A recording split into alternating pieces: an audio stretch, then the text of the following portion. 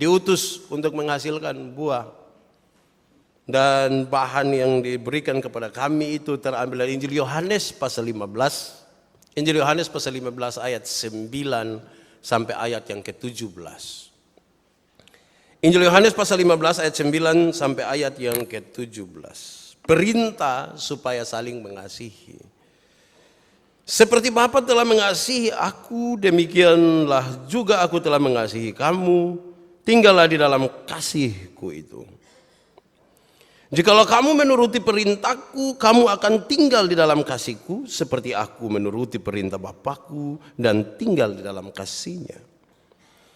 Semuanya itu kukatakan kepadamu supaya sukacitaku ada di dalam kamu dan sukacitamu menjadi penuh. Inilah perintahku, yaitu supaya kamu saling mengasihi seperti aku telah mengasihi kamu.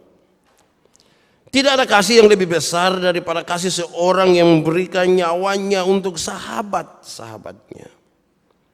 Kamu adalah sahabatku jikalau kamu berbuat apa yang kuperintahkan kepadamu. Aku tidak menyebut kamu lagi hamba, sebab hamba tidak tahu apa yang diperbuat oleh tuannya. Tetapi aku menyebut kamu sahabat, karena aku telah memberitahukan kepada kamu segala sesuatu yang telah kudengar dari Bapakku. Bukan kamu yang memilih aku, tetapi akulah yang telah memilih kamu. Dan aku telah menetapkan kamu, supaya kamu pergi dan menghasilkan buah. Dan buahmu itu tetap, supaya apa yang kamu minta kepada Bapa dalam namaku diberikannya kepadamu. Inilah perintahku kepadamu, kasihilah seorang akan yang lain. Demikian firman Tuhan. Berbahagia setiap orang yang mendengar firman, memelihara dan melakukan dalam hidup setiap hari. Haleluya. Haleluya. Haleluya. Haleluya.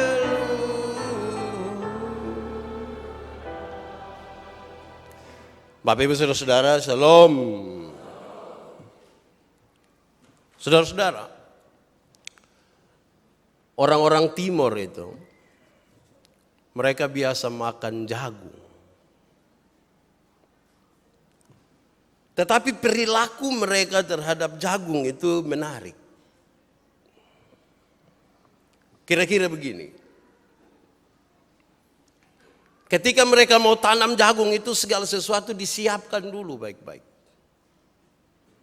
Terus bibit yang paling unggul itu mereka ambil tapi tidak boleh dibuat apa-apa. Nanti setelah tanah siap, mereka cari satu tempat di alam yang sedikit terbuka. Mereka berdoa. Minta Tuhan supaya curahkan air hujan atas mereka. Yang menarik adalah ketika dia mulai berbuah. Ketika mulai berbuah dan mulai harus bisa dimakan. Ini menjadi menarik karena dua hal. Yang pertama, kalau mereka belum doakan itu jagung, mereka tidak akan makan jagung di mana-mana. Tidak akan. Jangan ajak dorang PL tari. Tidak makan. Sehingga di tempat di mana ada orang sudah patah jagung, dorang tidak makan. Itu Timur di sana dong. Itu yang menarik pertama. Tapi yang kedua, mereka tidak akan petik jagung itu di waktu malam hari. Malam hari mereka tidak petik. Petik harus pada waktu siang. Terang. Jangan gelap. Tidak bisa kawan singgah terus bilang-bilang, keluar cepat-cepat kok. Tidak bisa. Mau lapar kok, mau dibilang sakikir kok apa kok. Tidak bisa. Nanti setelah sudah didoakan itu jagung, mereka mulai makan. Tapi kemudian mulai dimasukkanlah ke dalam rumah bulat itu. Umek bubo itu. Rumah bulat yang sampai di tanah. Tapi rumah itu oleh orang Timur disebut sebagai rumah perempuan. Bukan rumah bapak-bapak. Perempuan. Ibu yang akan taruh jagung-jagung itu di loteng. Dan yang menarik adalah kalau mama berangkat, tidak boleh ada yang naik ke loteng. Tidak boleh. Mau makan waktu, kok mau makan gigi, kok tidak boleh ada yang naik. Ibu-ibu yang bijaksana selalu hitung-hitung. Kalau mereka harus berangkat ke Surabaya barang 3 hari. Ya, orang harus keluar memang untuk itu. Kalau ternyata pesawat cancel, ya Bapak tahan napas saja. Tidak boleh melakukan kesalahan di luar itu. Kenapa? Itu pola. Dan seluruh masyarakat yang ambil bagian di situ merasa bahwa kalau kemudian kita langgar itu pola jadi masalah. Karena itu sistemnya di situ. Kenapa saya ingin menceritakan ini duluan? Karena kalau kita belajar dari teks yang kita baca tentang pergilah dan nanti jadi buah, Yesus mulai dari membuat sebuah sistem, pola. Pola yang paling utama ialah kasih, dan kasih itu diatur begitu rupa karena Allah mengasihi saya mengasihi engkau. Itu polanya begitu. Di luar pola itu buah tidak bagus dan rusak. Di luar pola Allah mengasihi aku mengasihi engkau, itu buah itu rekayasa itu. Hasil karbit. Masa kok buah simpan 2 minggu tidak rusak? Buah gila dia pun nama. Pola yang Yesus mulai dari pembacaan ini supaya sebentar bisa menjadi buah yang baik ialah kasih. Allah mengasihi saya dan saya mengasihi engkau. Murid-murid sangat-sangat diharapkan untuk tinggal di dalam kasih itu dulu. Karena itu yang kemudian akan menghasilkan buah. Berakar di dalam Kristus, menempel kepada Kristus, dan buah itu akan keluar dengan sendirinya. Buah menjadi gampang kalau pola itu tetap. Jangan coba-coba merusakkan dia pun pola itu. Sebab pola itu akan menentukan hasil akhirnya. Saudara-saudara, dalam cerita Paskah, mulai dari kesengsaraan, kematian, sampai kepada kebangkitan, Yesus telah menunjukkan bahwa dia telah taat karena cintanya sampai mati. Dan sekarang Yesus meminta kepada kita, kepada murid-muridnya, mana balasan cinta itu kepada Yesus. Dia telah lebih dahulu mengasihi kita. Dia telah lebih dahulu mencintai kita. Mana balasannya? Itu pertanyaan yang cukup reflektif buat saya dan saudara. Ini persoalan menarik karena kita bicara tentang cinta. Cinta itu haruslah adalah bagian dari 2 orang yang sama-sama. Cinta bukan soal kedekatan atau aktivitas bersama, bukan. Cinta itu anak dari kecocokan jiwa. Jadi kalau satu duluan, satu harus kemudian menunjukkan itu. Jangan satu ada setengah mati cinta, satu hanya bilang tunggu, saya pikir-pikir. Saya pikir-pikir, itu tidak bisa. Kedua saudara-saudara, ketaatan yang ditengahkan di sini. Yesus meminta mereka taat kepada perintah itu. Tetapi ketaatan itu bukan sekedar perhatikan daftar aturan-aturan dari A sampai Z terus ikut itu aturan. Tidak begitu.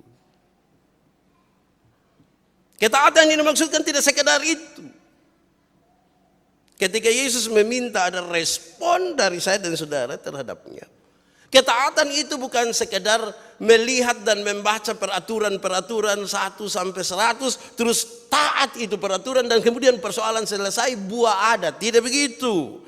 Tetapi yang dimaksudkan adalah sebuah persembahan tubuh. totalitas dalam mempersembahkan diri kepada Yesus itu menjadi catatan yang sangat penting.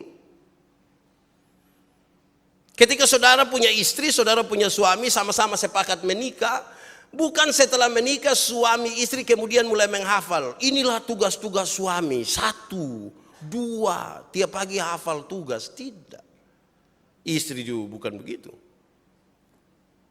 Tetapi kemudian satu mempersembahkan tubuhnya kepada yang lain. Istri mempersembahkannya kepada suami, suami mempersembahkan tubuhnya kepada istri. Dan inilah sebuah perayaan bersama sebagai sebuah perayaan cinta kasih. Perayaan bersama. Jangan sampai kita baru bilang, "Ma,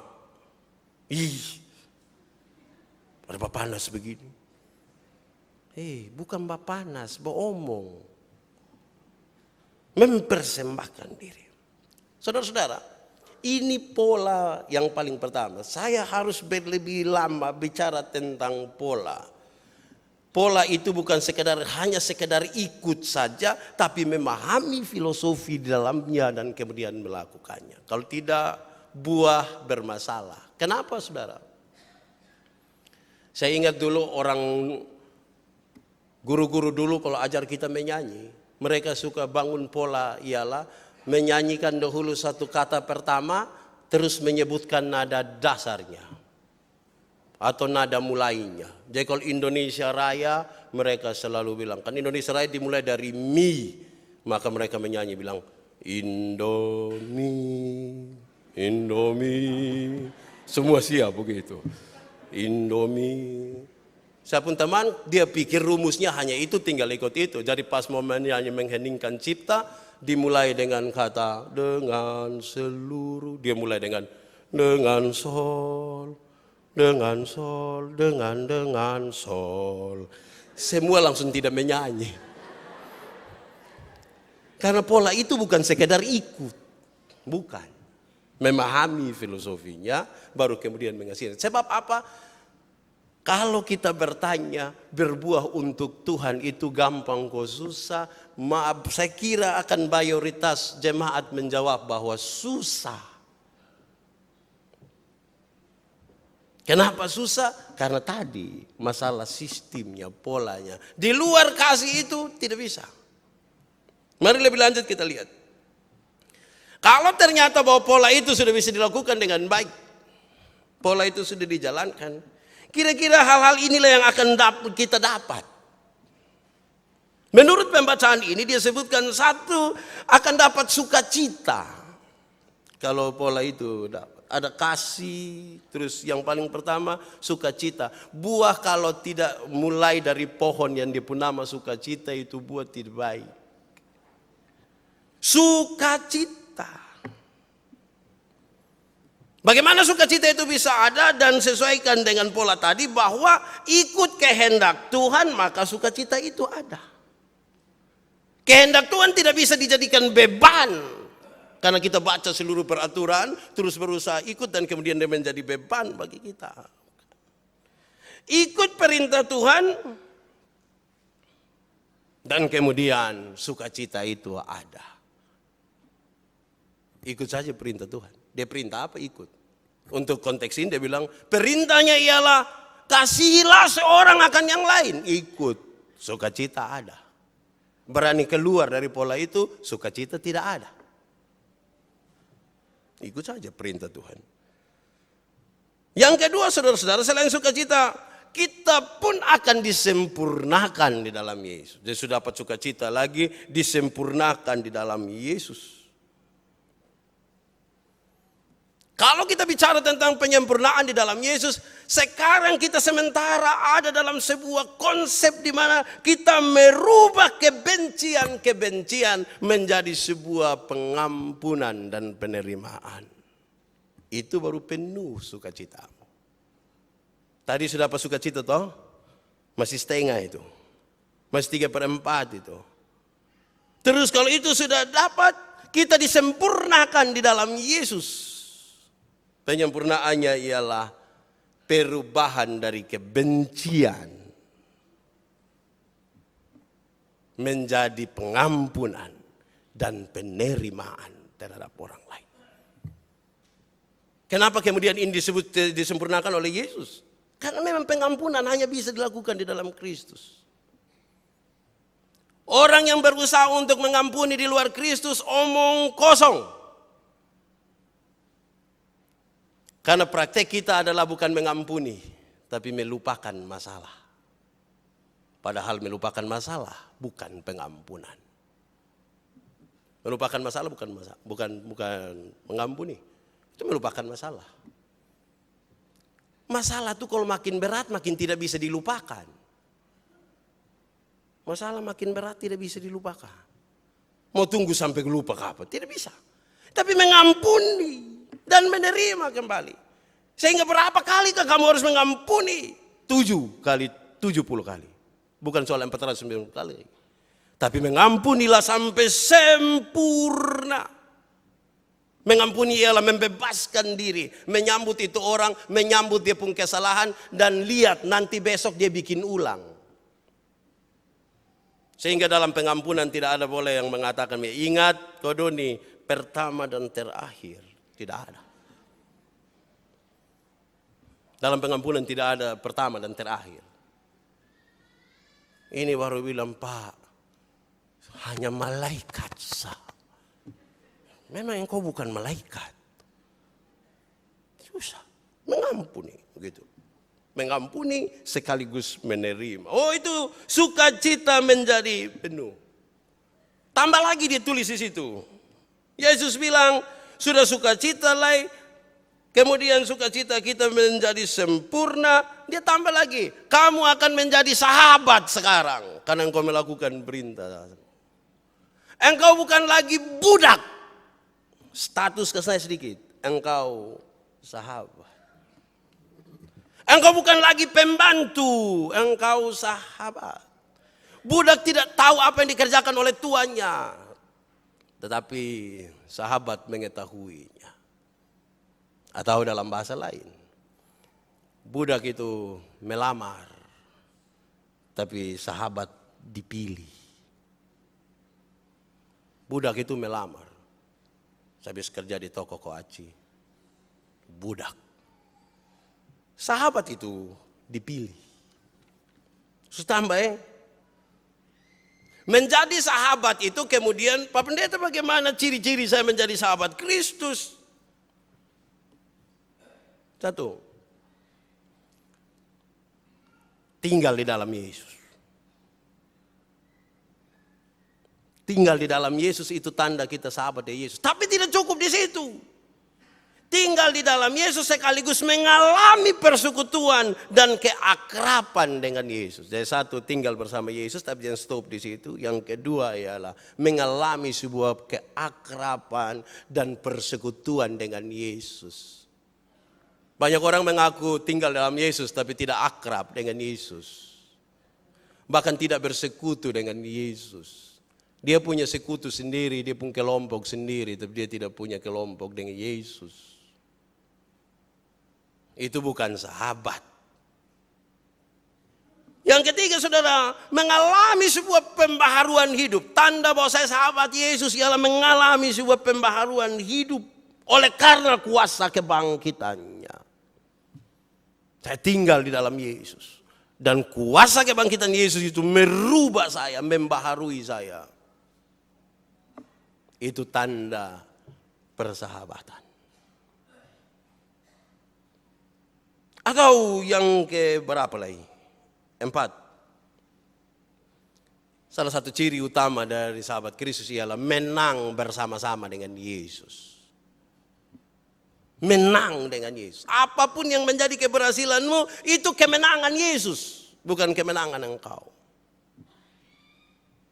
Dirimu makin hilang di dalam mana kau kasih karunia. Dan Yesus itu yang akan makin banyak disebut. Kemenangannya adalah kemenangan Yesus. Walaupun kemudian kita tempel di situ bahwa itu kemenangan saya dan Yesus. Tapi tidak boleh. Kemenangan itu adalah kemenangan Yesus. Jadi yang masih puku-puku dada, masih banggakan-banggakan, andalkan diri, dia belum menang bersama-sama dengan Yesus. Dia baru menang sendiri, sesaat kalah. Karena Yesus menjadi pusat dari kemenangan. Hilang lenyap kita di dalam kasih karunia-Nya. Atau yang terakhir, salah satu ciri dari sahabat Kristus ialah menjaga kesatuan tubuh Kristus. Menjaga kesatuan tubuh Kristus. Kaki, tangan, kepala, penting. Semuanya menjadi penting. Itu luar biasa. Itu ciri dari sahabat Kristus. Itu hal-hal yang akan kita dapat kalau sudah pegang pola itu. Saya perlahan-lahan untuk memberitahukan perenungan ini kepada saudara. Pertama, Yesus bangun pola kasih. Yang kedua, kalau pola itu kita ikuti, ada 3 hal yang kita dapat. Yang pertama itu ada sukacita, yang kedua ada penyempurnaan, yang ketiga kita diangkat menjadi sahabat. Lalu setelah itu, bagian ini kemudian menjadi penting. Sudah di sahabat jadi, sudah diangkat terus sampai di situ? Tidak. Ada bagian yang harus kita persembahkan kembali karena kita telah menjadi sahabat. Untuk persembahan itu kemudian pembacaan ini menegaskan beberapa poin untuk kita. Saudara, ini buahnya. Pergi sudah. Supaya engkau pergi dan menghasilkan buah. Pergi, bukan suruh orang yang datang. Kita yang pi. Kita yang pi. Bukan suruh orang yang datang. Pesannya gampang. Kerendahan hati itu. Pesannya kerendahan hati. Saya kakak. Kalau dia tidak datang. Coy, hari kalau mama lahirkan saya, mama mati. Dia tidak ada. Kalau mama tidak mati, dia ada toh. Jadi tidak usah. Rendahkan diri saja. Mau cerita tinggi juga untuk apa? Atau yang kedua, saudara-saudara, bagian yang harus kita berikan ialah berbuah tetap supaya engkau pergi. Terus ya tambah 1. Dan buahmu itu tetap. Bukan buah kadang-kadang. Atau buah sekali. Buahmu itu tetap. Kita ini kadang-kadang buah kadang-kadang. Atau buah cerita. Pak, waktu dia pun buah pertama, Pak. Besar begini semua. Mulai buah kedua tuh yang kecil. Kenapa kecil? Dia malu dengan tetangga dong. Makanya buahnya jadi kecil. Tidak. Engkau pergi untuk apa? Menghasilkan buah yang tetap. Kenapa saudara? Karena begini. Karena buah yang dihasilkan itu menunjukkan siapa pemiliknya. Saudara, buah yang kita hasilkan tuh makin menunjukkan siapa kita. Kita ini siapa? Pemilik kita siapa? Saudara boleh hitung-hitung yang buah yang saudara katakan sebagai hasil. Menunjukkan siapakah yang memiliki kita. Yang pasti kalau ada buah iri hati, itu pemiliknya bukan Tuhan. Setan punya itu. Kalau ada hal-hal yang tidak berkenan kepada Tuhan, pemiliknya bukan Tuhan. Karena dari buah itu ketahuan siapa pemiliknya. Atau saudara-saudara, buah yang dihasilkan itu menunjukkan pohonnya dari mana. Pohon apa itu? Ini buah asam, ya, dari pohon asam. Ini buah kujawas dari pohon kujawas. Buah menunjukkan pohonnya. Buah menunjukkan asalnya. Tapi saudara-saudara ingat, pohon yang berbuah baik itu banyak orang suka. Tapi pohon yang berbuah baik juga itu banyak orang lempar. Saya dulu ingat masih kicik-kicik dulu orang pula koat di Soe itu karena lempar. Karena dia berbuah baik. Mangga, ada yang pernah ini tanam mangga terus orang pencuri mangga karena dia pembuah baik. Tidak mungkin buah yang meracuni itu kemudian orang berebutan. Kecuali kalau dia rencana bunuh orang.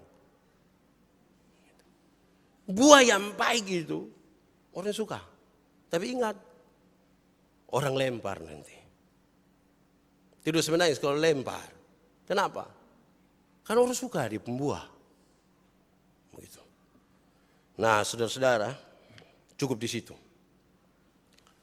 Saya lihat saudara terlalu tegang ini. Tegang itu baik. Hidup kalau sudah tidak ada tegang itu, kita sudah tidak menikmati ini hidup. Saudara-saudara, setelah kita sudah tahu itu 3 hal, pakai pola kita dapatin dari Tuhan, ini yang kita persembahkan untuk Tuhan. Lalu bagaimana berbuah itu kemudian menjadi sebuah sukacita terus menerus dan tidak menjadi beban dalam perjumpaan kita dengan orang lain, dalam perjumpaan kita dengan pelayanan. Karena pola utamanya ialah kasih, maka sekarang mari kita renungkan. Sama-sama kita tahu saudara, bahwa kasih itu dibagi dalam 2. Kasih kepada Tuhan Allah dan kasih kepada manusia. Kasih kepada Tuhan Allah adalah sebuah pengakuan iman. Kasih kepada Tuhan Allah adalah sebuah pengakuan iman bahwa manusia itu punya asal dan manusia tidak datang dengan begitu saja. Tidak ada manusia yang jatuh turun dari langit. Tidak ada manusia yang keluar dari lubang batu. Manusia punya asal dan asalnya ialah dari Tuhan. Tidak ada satupun ciptaan yang di luar Tuhan. Sehingga ketika kita mengasihi Tuhan Allah, kita tahu diri dari mana kita berasal. Karena mengasihi Tuhan Allah adalah sebuah pengakuan iman kita kepada Tuhan. Bahwa manusia tidak datang begitu saja. Yang kedua, mengasihi manusia. Kalau kita sampai mengasihi manusia, kenapa kita mengasihi manusia? Karena pada manusia itu ada gambar Allah di situ. Ada gambaran Tuhan Allah di situ, karena itu saya mengasihi manusia. Karena ada gambaran Tuhan Allah di situ. Karena manusia itu bukanlah sebuah kumpulan unsur kimiawi biasa. Bukan kumpulan unsur-unsur kimiawi saja. Ada gambaran Tuhan Allah di situ. Itu yang membuat saya harus mengasihi manusia. Tidak ada yang boleh mengatakan yang penting saya dan Tuhan su aman dan manusia tidak aman itu tidak apa-apa. Tidak bisa. Kau yang kelihatan saya tidak mengasihi, mau mengasihi yang tidak kelihatan. Tidak bisa bilang yang penting saya aman dengan Tuhan, dengan saudara kok apa, kok tidak. Tidak bisa begitu. Kan kita mengasihi Tuhan Allah. Dan juga sekaligus mengasihi manusia. Bagaimana yang kelihatan itu kita kasihi, kita berusaha untuk mengasihi yang tidak kelihatan. Tipu toh. Itu tipu. Saudara, kalau ternyata itu kita lakukan, baru hidup kita teratur. Mengasihi Tuhan Allah karena kita punya pengakuan iman bahwa kita punya asal. Dan mengasihi manusia karena pada manusia itu ada gambaran Tuhan Allah di situ, baru kita tahu bahwa Tuhan Allah mengasihi saya. Tidak mungkin saya dapat mengasihi diri saya kalau Tuhan Allah tidak mengasihi saya. Karena Tuhan Allah mengasihi saya itulah membuat saya mengasihi diri saya. Dan karena saya mengasihi diri saya itu membuat saya bisa mengasihi orang lain. Itu teratur di situ.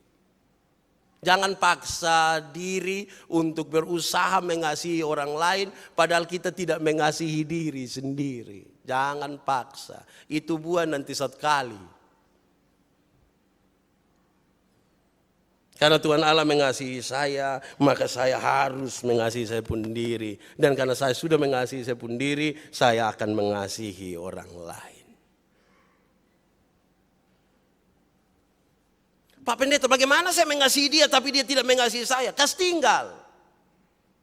Karena begitu besar kasih Allah akan dunia ini, dia mengasihi dunia. Padahal dunia tidak mengasihi dia. Dia pun tugas mengasihi. Anda jangan kira ketika kita mengasihi orang akan dapat sambutan. Tidak dapat. Tidak apa-apa. Tugas kita ialah mengasihi. Itu buahnya di situ. Jangan pikir kalau kita sudah mengasihi, kurang apa lah itu tiap hari. Itu kurang ajar. Memang mengasihi saja. Jangan harapkan saudara untuk kita bisa diterima oleh semua orang. Jangan juga melakukan sesuatu tanda kasih itu supaya bisa memuaskan semua orang. Tidak akan. Orang yang berusaha memuaskan semua orang adalah orang yang paling sial. Karena dia tidak akan membangun hidupnya dengan teratur. Dia akan membangun hidupnya dengan kemunafikan. Karena harus kasih puas ini. Satu cerewet, satu pendiam. Maka dia ketemu orang cerewet, dia harus cerewet, ketemu pendiam, dua semua. Mau teratur ini. Susahnya ketika tiga ketemu, satu cerewet, satu pendiam, terus dua sama-sama. Mati sudah. Kadang-kadang, berapa? Oh, pulang dia hela step itu. Jangan berusaha memuaskan semua orang. Tidak mungkin itu. Yang buat kita bisa pertanggungjawabkan kepada Tuhan Allah bahwa ini saya mengasihi Tuhan Allah dan mengasihi manusia. Lakukanlah. Tidak usah katakan kepada dunia supaya dunia memberi penilaian puas atau tidak puas. Tidak usah. Tidak usah. Ini bukan pertanyaan di FB. HP pertama saya ialah Nokia 3315. Tidak usah. Tidak penting itu. Ini soal kasih. Saudara-saudara, itu kemudian semakin akan menunjukkan totalitas percaya kita. Dari mana kita? Saudara tahu, totalitas percaya itu melebihi seluruh emosi dan pengertian kita. Totalitas percaya untuk mau mengasihi Tuhan dan mengasihi manusia itu lebih tinggi dari seluruh emosi kita. Dan seluruh pengertian kita yang paling tinggi. Lebih tinggi dari itu. Sehingga kalau kita bicara totalitas percaya, masih harus dibingkai dengan emosi dan pengertian, kita gagal di situ.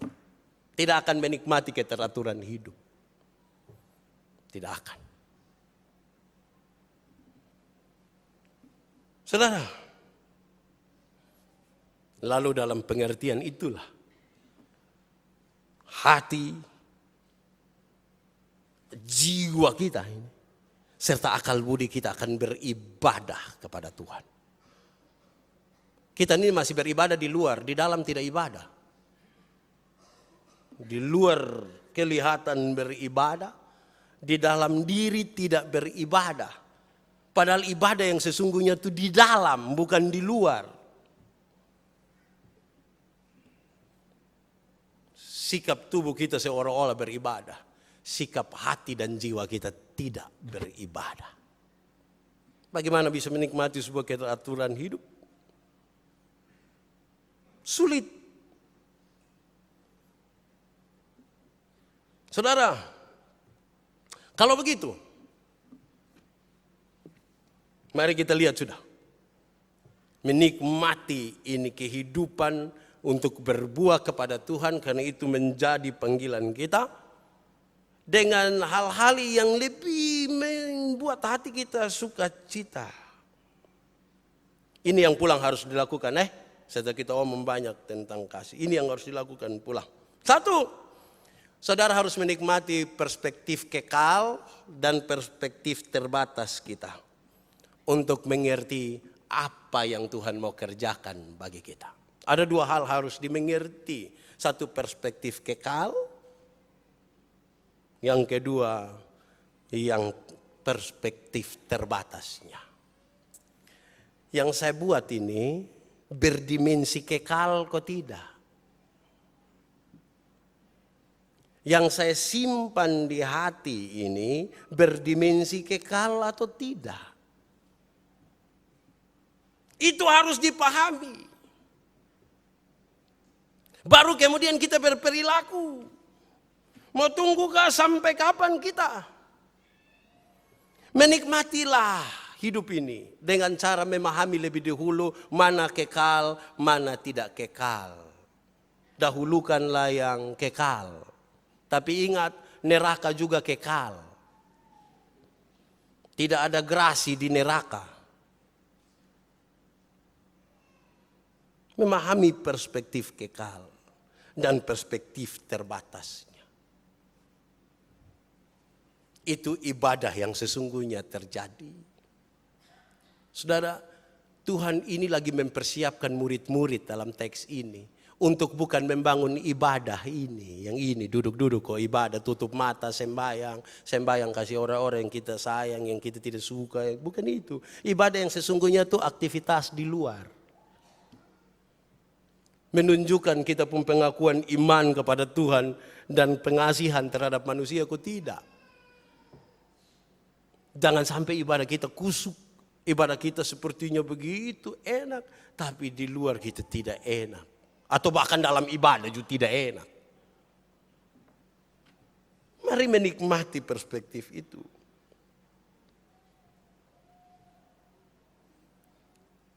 Karena itu juga saudara-saudara, yang kedua, persahabatan itu sangat penting dengan Tuhan untuk menghidupkan kita yang sudah mati. Mati secara rohani. Persahabatan dengan Tuhan yang begitu kuat, yang membangkitkan kita hidup. Kenapa?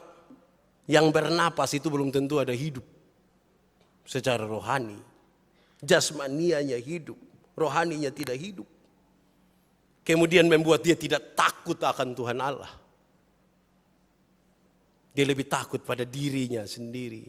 Dia lebih takut kepada orang lain. Dan bukan kepada Tuhan Allah. Bagaimanakah bisa menikmati hidup ini dengan baik? Ketiga, saudara-saudara. Dalam menikmati semua itu, ingat ada satu hal. Semuanya harus kita pertanggungjawabkan kepada Tuhan. Semua. Yang kita buat itu akan kita pertanggungjawabkan. Semuanya. Tidak ada satupun yang lolos dari pertanggungjawaban. Dan pertanggungjawaban paling utama itu ada di Tuhan, bukan ada di manusia. Manusia akan menilai sesuatu yang bermasalah sekali. 3 hari yang lalu atau 4 atau 5 hari yang lalu, saya melakukan, tahu dia pun nama kesalahan kok apa ya? Oh, kesalahan. Tapi kemudian saya bilang ini hanya bisa saya pertanggungjawabkan kepada Tuhan, bukan kepada manusia. Kesalahan pertama adalah ketika duduk tidak ada kerja. Memang kalau tidak ada kerja itu parah. Saya angkat HP dong, saya tukar-tukar dia pun nomor. Ada HP puruk satu saya angkat, saya taruh. Yang ibu pun saya ganti. Semua ganti-ganti. Terus saya lupa ini kartu ini ada di mana. Dalam itu lupa saudara-saudara yang dikasihi Tuhan. Saya pergi isi pulsa. Sebutlah satu nomor. Dan setelah isi pulsa habis itu saya tunggu-tunggu kok tidak masuk. Saya duduk-duduk lihat-lihat ini orang isi pulsa. Saya bilang ini paman, ini dia lihat saya punya list, dia pusing. Tapi kok bisa tunggu. Mau 10 menit saya turun, paman. Belum masuk. Pak, coba saya lihat. Belum masuk, kira saya gila. Belum masuk. Pak ini tulis masuk pak. Waduh, kok tidak masuk nah? Pak yakin kok ini, saya punya HP nah saya tidak yakin bagaimana. Terus dia bilang kalau begitu mari pak saya cek ini nomor. Dia ketika berapa bintang 808 pagar. Cek Pi ternyata, Pak, ini bukan nomor yang tadi Pak isi. Saya bilang di sini. Dia coba lagi yang satu, ternyata duduk bukan nomor yang itu. Maka dia bilang, jangan sampai tadi Pak tukar nomor di situ. Hati saya sakit, saudara. Saya pikiran betul itu. Ini orang sudah terlanjur berpikir negatif toh, tentang saya toh. Pasti tadi saya tukar itu kartu. Sengaja isi supaya datang komplain. Padahal tidak pada nomor yang sebenarnya. Orang-orang berdatangan makin banyak. Terus saya bilang, Paman sebentar ya, saya cek ulang dulu. Tapi saya jalan, saya tidak kembali lagi. Betul, saya tidak pulang ini. Saya belum piko klarifikasi dan dia. Tapi saudara tahu itu menunjukkan sesuatu bahwa ternyata ada hal yang tidak perlu kita jelaskan. Tapi kita pertanggungjawabkan kepada Tuhan. Toh? Tuhan tahu saya pun kesalahan. Ya Paman mau tahu kok tidak, sudahlah. Dia mau berpikir apa, terserah Paman lah. Paman atur saya Paman lah di situ. Baru langgar satu hari dari itu, saudara-saudara yang kekasih. Kami pergi pelayanan dengan seorang sahabat. Di atas oto, saya lihat dia ada pegang-pegang di HP. Terus duduk-duduk, mau pelayanan. Tiba-tiba dia tanya, Pak, tadi saya ada bawa sepuh HP kok? Saya bilang, ada bawa. Tapi tidak ada. Anda tunggu, kalau begitu tunggu betul lihat di oto Saya pergi dan ternyata periksa tidak ada. Soalnya adalah saya pergi sendiri. Tidak ada. Suka semua lampu cek tidak ada. Saya datang saya bilang tidak ada kawan. Ya berarti jatuh nih. Mungkin di samping. Cuma ada kita dua pilihan. Kami dua pergi lihat dan tidak ada. Tidak ada toh kawan? Ya, sekarang kami dua masuk kembali. Ternyata pas masuk kembali, kawan satu tanya, HP ada kok Sone? Sone ada. So kawan telepon dulu. Dan saudara tahu, waktu telepon itu HP bunyi di sapu saku.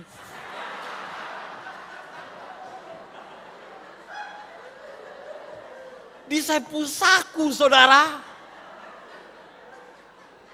Hati hancur. Apa penilaian dia terhadap saya?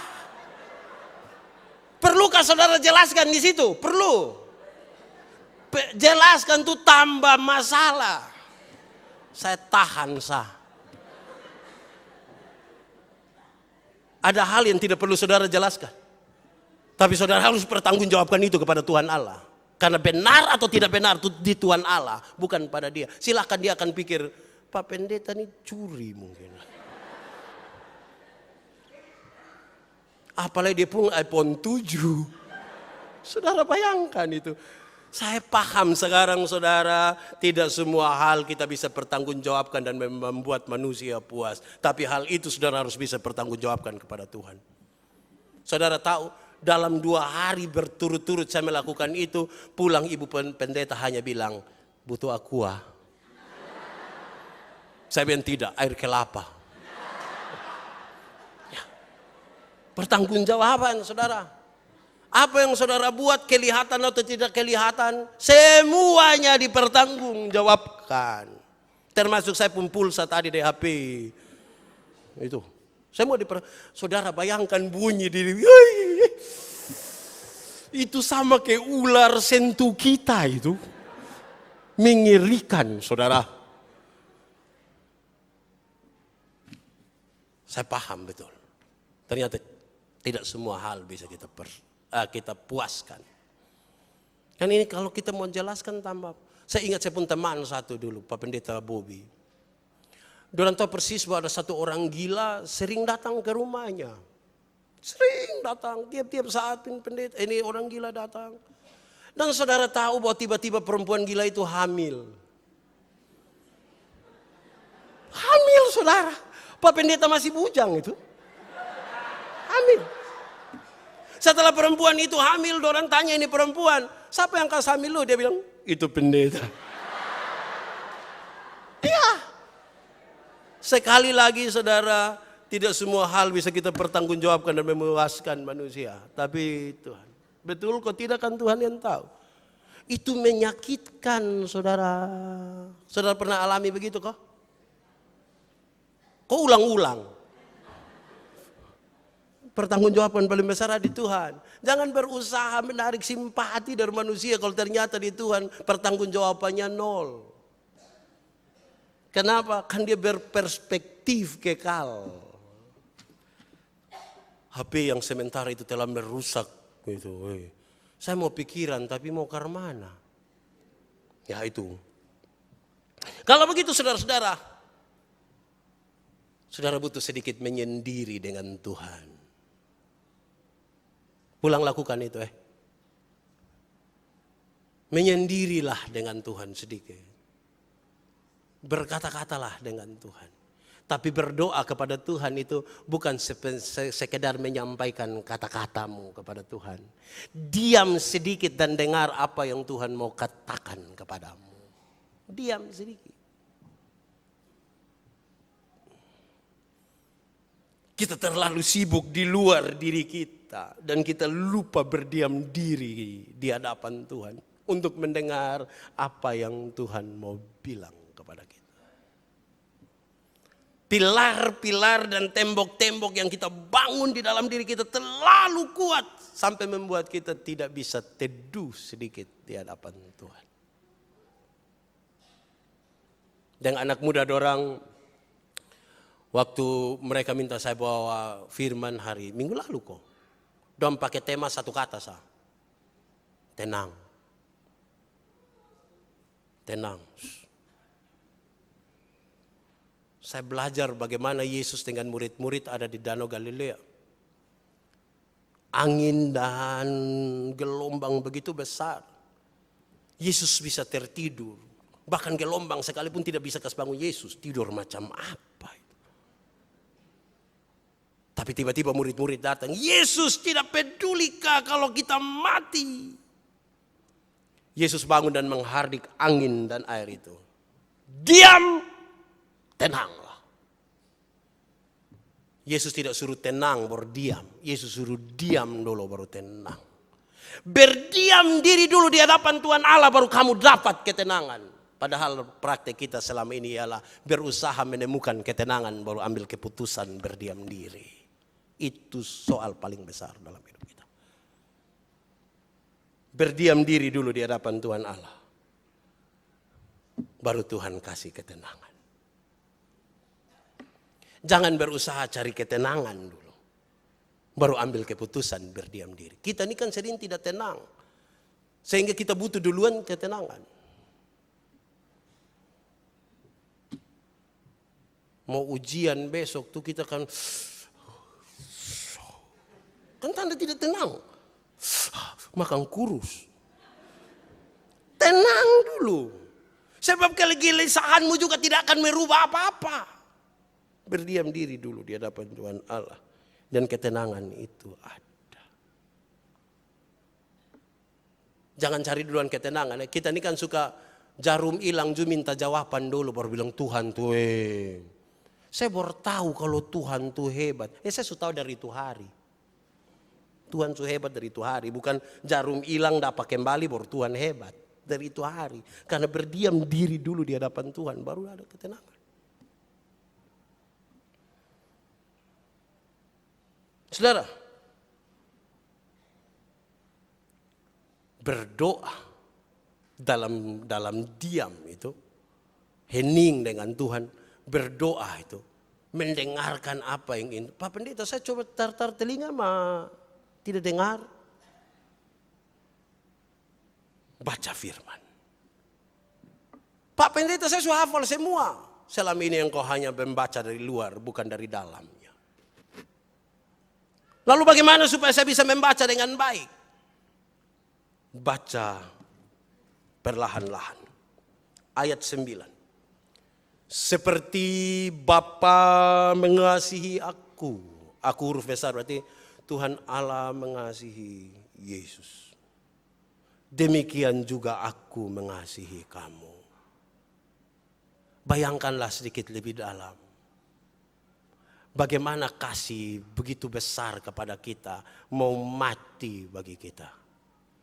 maka haruslah kamu tinggal di dalam kasih itu. Karena ada orang sudah berkorban sebegitu besarnya. Yesus namanya. Itu berusaha untuk mendengar itu. Iman itu bertumbuh dari pendengaran. Pendengaran akan firman Allah. Dan saudara tahu bahwa makin banyak mendengar itu makin kuat. Mendengar itu ibarat menggali sebuah lubang untuk menanam sebuah tiang. Kalau tiang 10 meter, lubangnya hanya 1 meter, itu tiang fafeduk. Fafeduk itu begini-begini. Kalau tiang 10 meter, lubangnya 9 meter, ikat gajah pun tidak akan patah. Mendengarkan. Baca Alkitab jangan hafal. Sudah tidak perlu hafal, kok ada. Tapi coba dengarkanlah apa. Supaya lanjutan dari mendengarkan itu ialah menyimpan dengan baik untuk melakukan apa yang kita dengar. Banyak orang bilang, pendeta Yandi itu khotbah ulang-ulang itu. Iya, kau ulang-ulang mah yang kau tidak buat juga yang ulang-ulang. Harusnya kalau saya suruh ulang-ulang, saudara justru ulang-ulang bikin itu.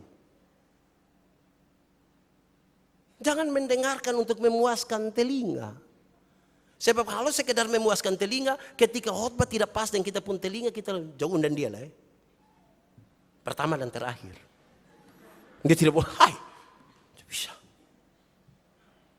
Kasih ini pembicaraan dari masa ke masa, tidak pernah berhenti. Sekiranya kalau tiap-tiap waktu kita berhenti, kita bicara kasih terlalu banyak dibicarakan. Tapi apakah kita mengasihi? Tidak, karena itu pemberitaan yang berulang-ulang menjadi penting. Iman bertumbuh dari pendengaran.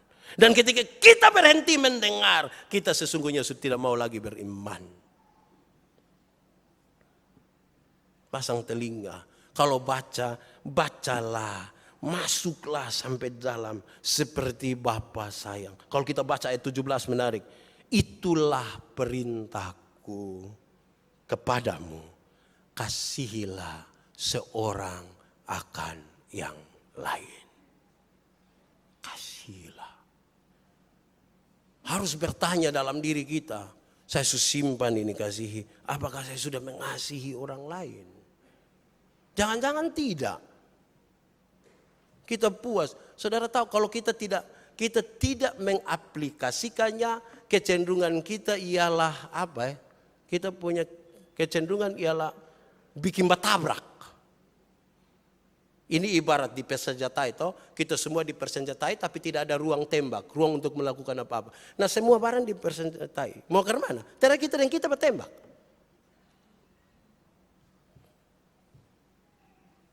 Saudara, yang terakhir, untuk menikmati ini semua dengan buah-buah. Yang terakhir ialah beristirahatlah. Istirahat. Jangan terlalu batas sibuk. Istirahatlah.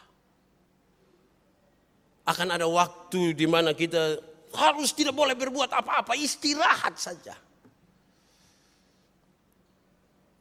Saya bertemu dengan satu orang yang dia maha hadir. Seluruh acara rohani di mana dia hadir. Sampai-sampai saya lihat dia kurang istirahat. Dan kalau kurang istirahat itu selalu pencernaannya bermasalah. Istirahatlah. Sibuklah sewajar mungkin. Kita ini kadang-kadang sibuk tidak wajar. Ke saya nih. Bagayain hari di sini, besok di sini. Istirahatlah. Apa itu istirahat? Apa pentingnya istirahat itu bagi saya dan saudara? Kenapa Pak Pendeta pakai ini kata istirahat? Kenapa? Satu. Istirahat itu membuat kita berpikir agak sedikit jernih. Mama dong kalau kurang istirahat jangan copi-copi menden dong. Dan subakalai habis masalah besar baru bilang minta maaf tadi malam saya kurang tidur. Makanya tidur. Istirahatlah sedikit. Istirahat membuat kita berpikir lebih jernih. Istirahat itu membuat kita fit. Ketika kita tidur, bangun, jalan, bisa bawa omong, segala macam. Oh, cas bagus kok. Padahal omong tidur itu. Istirahat. Bangsa Israel tuh ketika bicara tentang hasil, ada tahun-tahun di mana berhenti urus itu tanah kasih berhenti. Itu tanah harus istirahat. Supaya dia mengisi dirinya, supaya tahun berikut ketika mulai kita tanami lagi, buahnya keluar dengan baik. Istirahatlah. Sibuklah sewajar mungkin. Lakukanlah sesuatu, tapi punya manfaat. Daripada melakukan segala sesuatu, tapi tidak punya manfaat apa-apa. Istirahat membuat kita berkata-kata dengan berpikir duluan.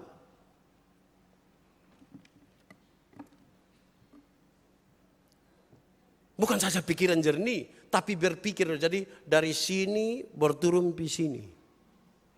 Tidak dari sini bernaik di sini. Su omong habis berbihi, itu tanta tuh paling saya tidak suka. Su omong habis bertahu yang kita bawa ini dan depu anak.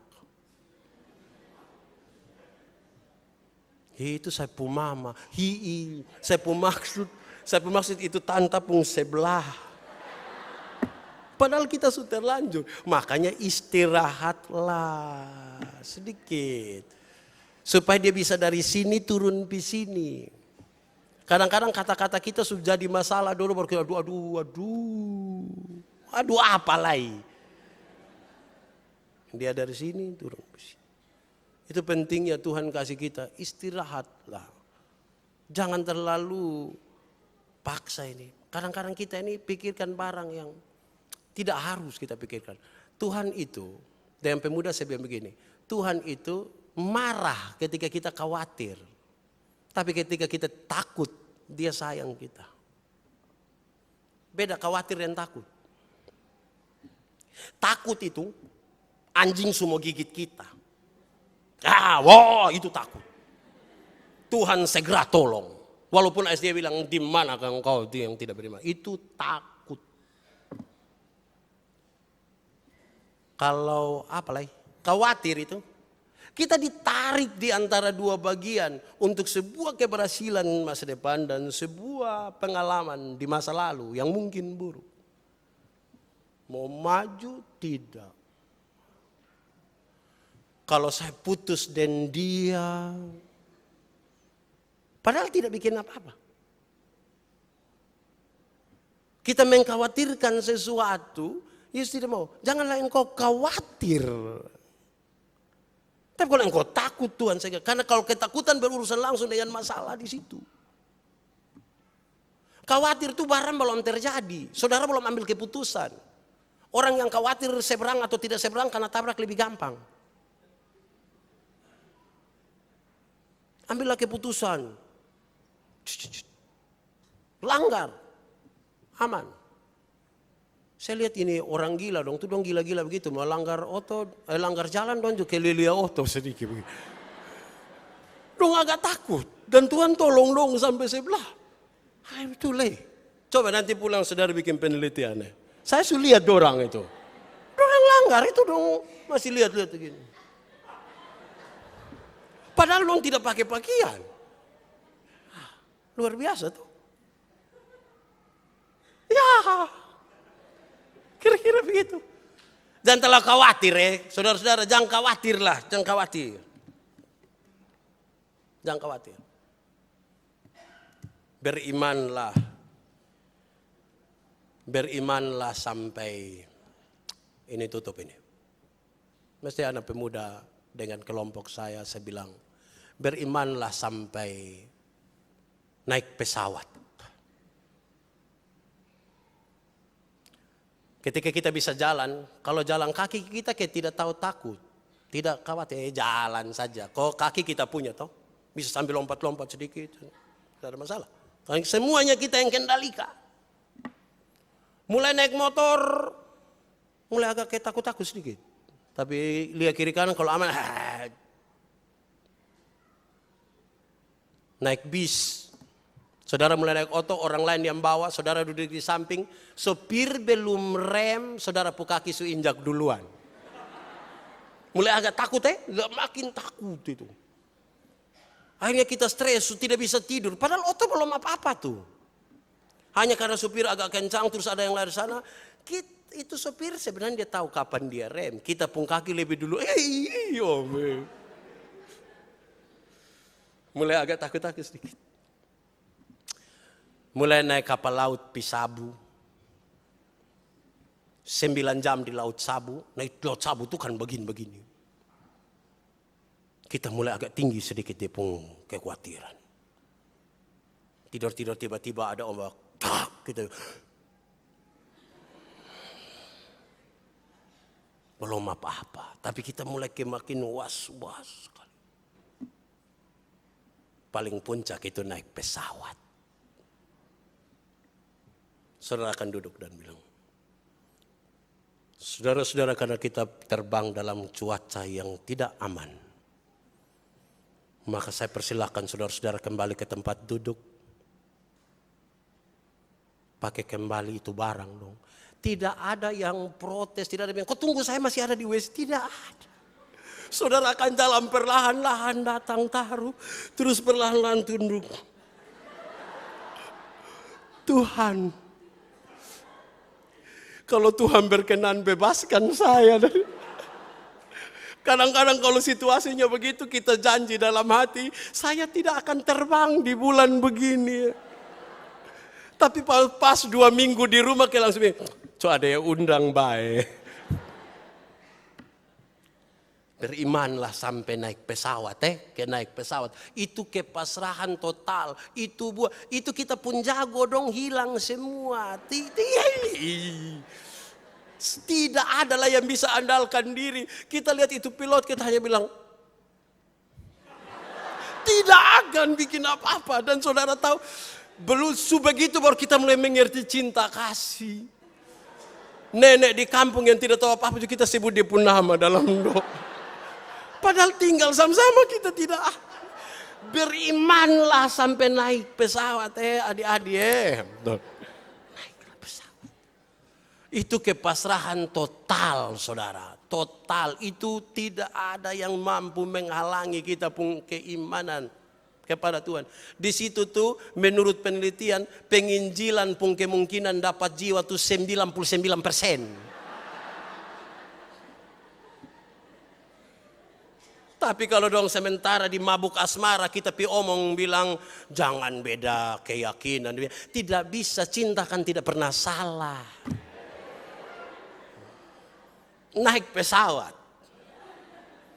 Itu cinta rusak Bapak. Saudara pulang dari sukacita dan lakukanlah itu akan menolong kita.